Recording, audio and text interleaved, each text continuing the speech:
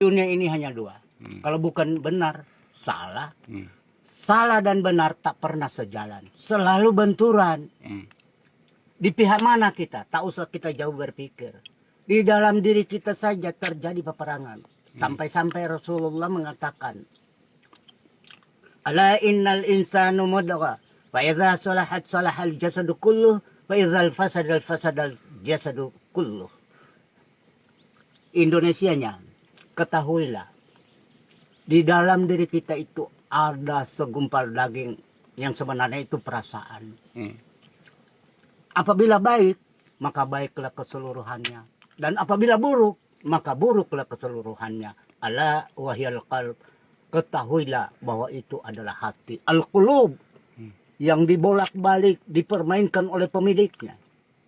Siapa pemilik hati? Yang itulah yang gaib. Laisa kamitslihi syai'un.